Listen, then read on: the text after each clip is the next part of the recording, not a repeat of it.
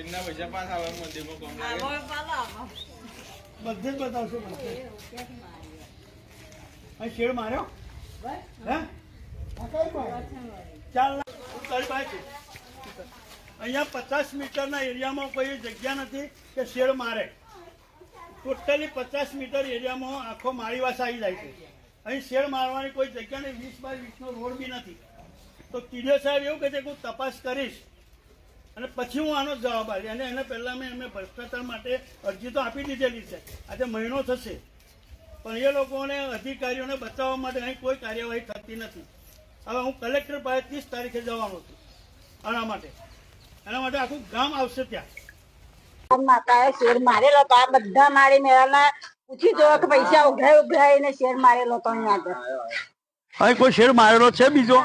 હે પૈસા ઉઘરાયેલા બધાને સોગન બેન પૂછી જો કે પૈસા તમે ઉઘરાયેલા કે નહીં અને પછી શેર મારે પંચાયત દ્વારા કોઈ શેર ભરવામાં આવ્યો છે હા જો આયા તા તે અહીં આગળ પંચાયતે મારી આપ્યો તો ના ભાઈ તલાટીએ કોઈ નહીં ના અચ્છા અહીંયા ઉઘરાઈને માર્યો તો જય હિન્દ નહીં પાદરા તાલુકાના કુરાલ ગામેથી હું હર્ષદભાઈ રાવજીભાઈ પટેલ જણાવું છું કે ભાઈ કુરાલ ગામમાં મારી વાસ પાસે ભ્રષ્ટાચાર થયો છે એ બાબતનું અમે ટીડીઓને બી લખાણ આપ્યું હતું એના પુરાવા બી છે અહીંયા આ બધા પુરાવા છે મારી સમાજના તમે એની અરજી બી આપેલી છે અને આ કમ્પ્લીશન સર્ટિફિકેટ આપી દીધેલું છે ટીડીઓએ તે છતાં બી અહીંયા શેડ બનેલો નથી ને પૈસા ઉચાપત થઈ ગયા છે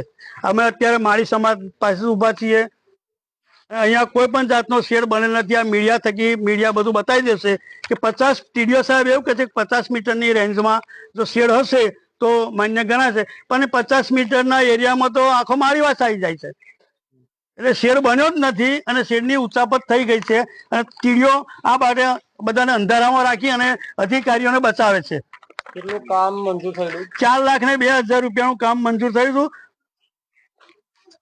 આ એનું કમ્પ્લીશન સર્ટિફિકેટ છે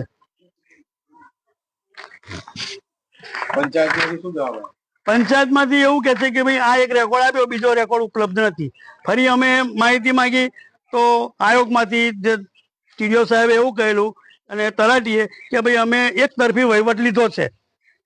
તો પછી આગળ વાત ચાલી તો કે એક તરફી એટલે બીજો રેકોર્ડ અમને મળ્યો નથી એટલે અમે રેકોર્ડની કોઈ માહિતી આપતા નથી આવી રીતના વાત થયેલી આયોગમાં વિડીયો કોન્ફરન્સ દ્વારા તો આયોગના જજ સાહેબે એવું કહેલું ટીડીઓને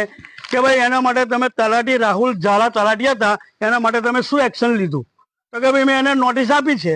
બસ ત્યાર પછી વાત પૂરી થઈ ગઈ આજની તારીખે કુરાલ ગામમાં વેરો ભરવો હોય તોય કોઈ પણ ડોક્યુમેન્ટ હાજર નથી એટલે આ લોકોને 10 વર્ષનો વેરો ભરવો પડે 2015-16નો વેરો ભરાય છે ત્યાર પછીનો કોઈ રેકોર્ડ અહીંયા ઉપલબ્ધ નથી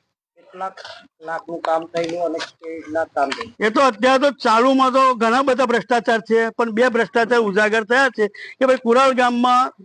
2 આરો પ્લાન્ટનું 15માં નાના પંચમાં બતાવે છે એ નાયક છે જ નહીં